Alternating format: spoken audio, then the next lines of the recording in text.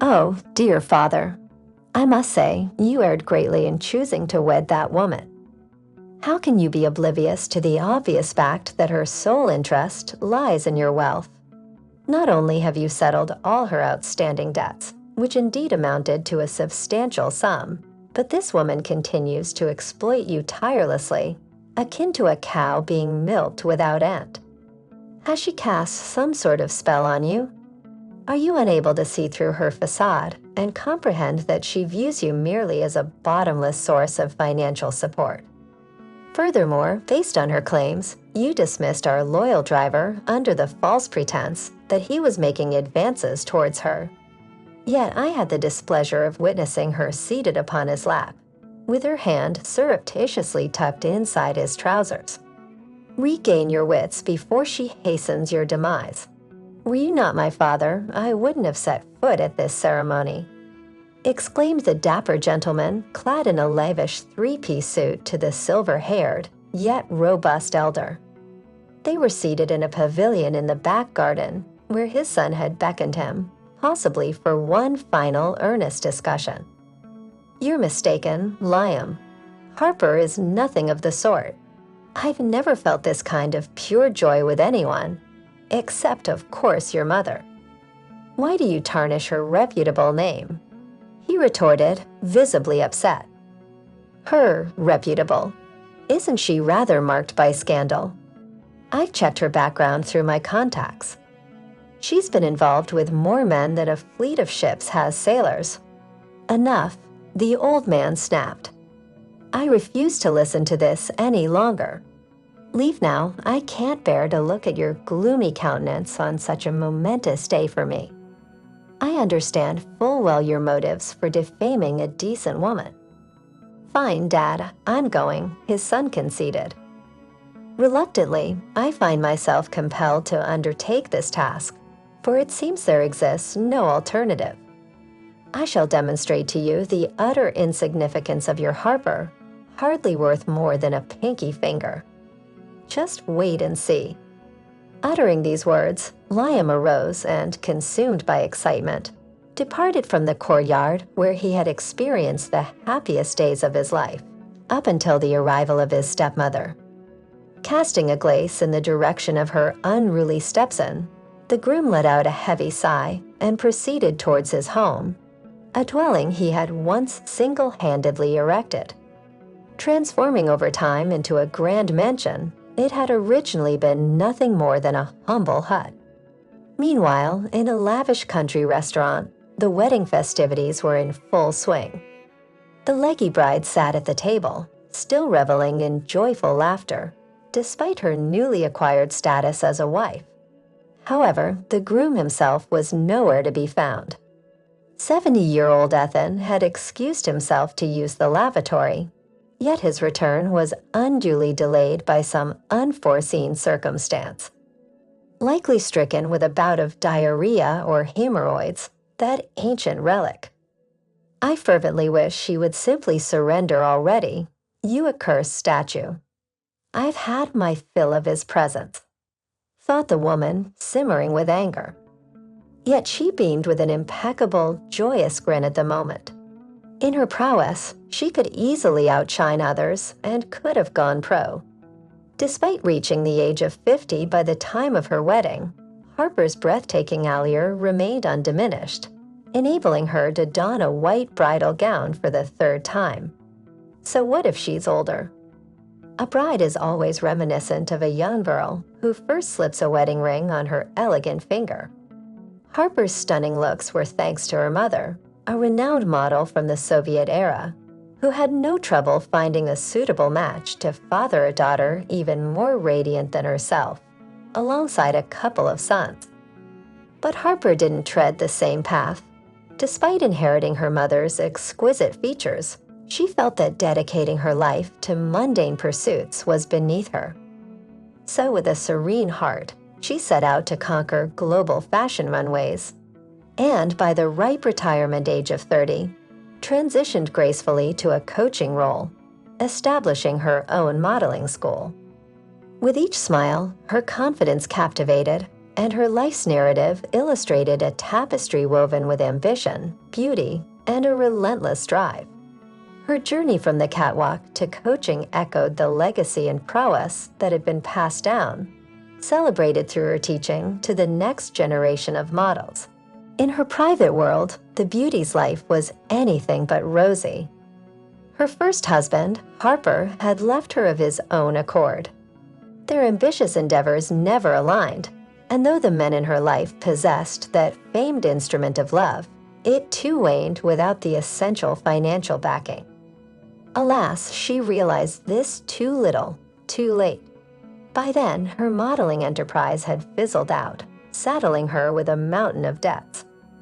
Sugar daddies, despite their services, balked at even partially solving her monetary woes.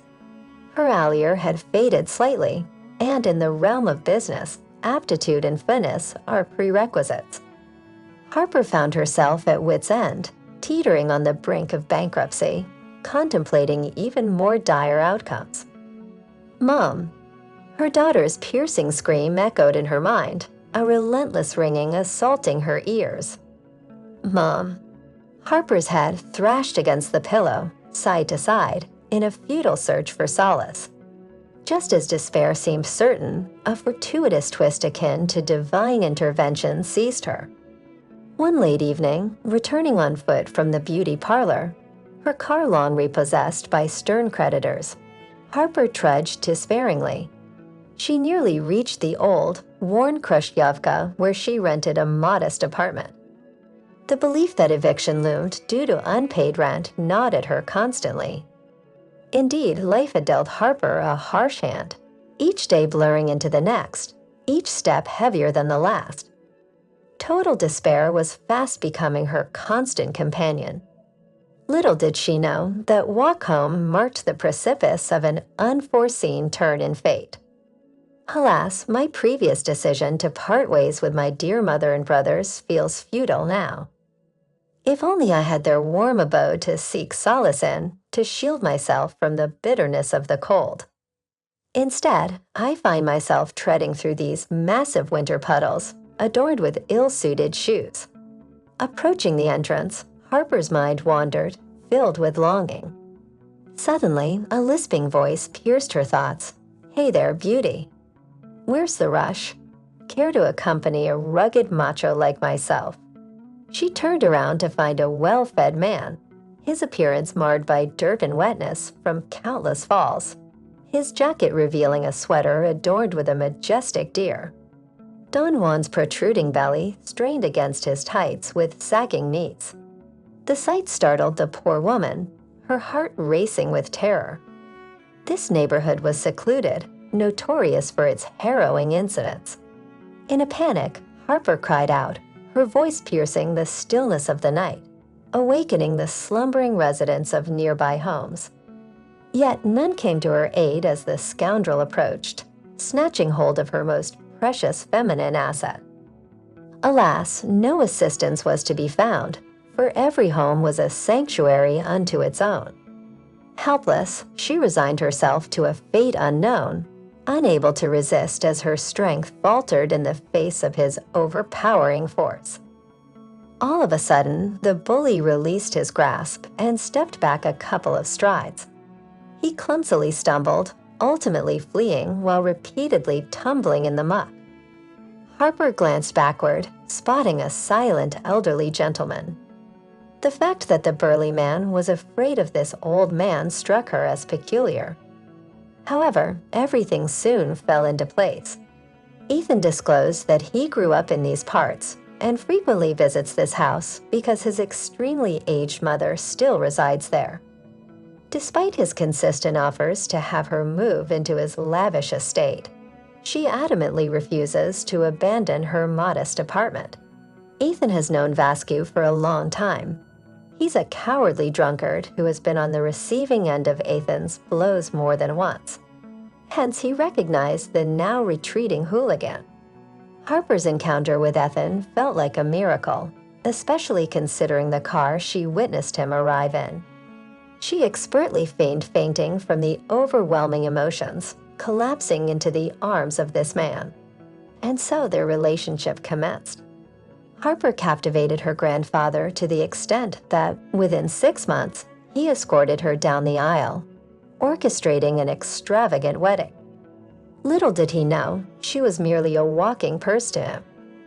She harbored no affection for him, solely fantasizing about the day Ethan would cease to be, leaving her with a sizable inheritance. Yet it appeared she would be in for a lengthy wait, as Ethan showed no signs of meeting his maker anytime soon. Only a week had elapsed since their nuptials. Ethan left early for a business trip, as was customary. Harper, typically still ensconced in slumber at this hour, was abruptly roused by a rap at the bedroom door. Mistaking the interruption for her maid, she barked at the person to leave. However, the door swung open and Liam stood there greeting her. "Hey, Mom. How's your sleep?" Startled, she had kicked off her blanket in her sleep and hadn't bothered to cover up. Rather, she seized the moment to flaunt her allure, hoping to capture the attention of her stepson. Harper had long considered the dashing and affluent Liam a far superior match for herself than his aging father, yet she had maintained her decorum, not flaunting her interest. And now, here he was, unbidden, stepping right into the sanctuary of her marital bedroom. With a slight grin stretching across her face and a leisurely stretch of her arms, she exclaimed, "I warned you that you'd be mine, yet you resisted, sweet kitten. Your father is merely a retired old man, while we're both young and full of promise. Come here, my wildcat." Before Liam could even react, Harper leaped at him like a fierce panther, pushing him onto the bed. In the heat of the moment, she completely overlooked that Liam had started recording with his phone's camera. Determined to show his father he had erred in his judgments, Liam felt no need to feel ashamed before himself. However, their fervor was abruptly silenced by a stern voice shouting, "Enough. Now everything is clear to me." In the doorway stood Ethan, his face flushed with fury. He had returned home upon realizing he'd forgotten some documents and had intended to give his wife a peck on the cheek before departing. Instead, he stumbled upon this chaotic scene in the bedroom. "Out you go, son. Wait for me in the living room," he ordered coldly, then turned to his wife with a scornful smirk. "And you, my dear, we need to have a little chat," he said, pulling out a fine leather belt from his trousers, notorious for its previous use in less savory circumstances. She was so deeply affected that she hurriedly left the house in her mother's attire. An hour later, her belongings were unceremoniously thrown out of the home by the resentful maid. This action was instigated by the new mistress, who had already simmered with anger. After expelling his wife from the premises, Ethan joined his son in the drawing room. Expecting a fierce reproach, Liam was surprised when his father merely grasped his hand firmly, expressing his gratitude for opening his eyes to the true nature of his wife. Ethan realized that he had been sheltering a treacherous serpent in his bosom. "Daddy, you've lucked out now that you're divorcing her. Undoubtedly, this beauty will try to claim her share of the property," Liam lamented sadly. "Think again, son. Your father isn't such a fool." The old man laughed heartily in response, proving himself absolutely right. It was only during the trial that Harper discovered she had signed a marriage contract. In it, she had selflessly pledged her unwavering love to her husband, leaving her with no grounds to obtain a divorce. She believed that by signing the car donation, she would feel excitement, so she neglected the opportunity to read the document thoroughly. As they walked away, Ethan addressed his ex-wife in a light-hearted manner, saying, "Don't fret, my dear. Your happiness will find you eventually. Oh, and by the way, Baron sends his regards. I assured him that once you became my wife, you would repay his debt. But you know what? I deceived him. But it's no big deal, right, sweetheart? I simply borrowed a page from your book. The ex-model's complexion turned pale with apprehension as she sadly gazed at her once radiant reflection in one of the mirrored windows of the nearby building. It seemed that her beauty would soon diminish. Theron certainly doesn't appreciate jokes. Harper dedicated herself to pursuing the joys of others, yet she unknowingly sacrificed her own happiness along the way. We do not require such individuals as stepmothers in our lives.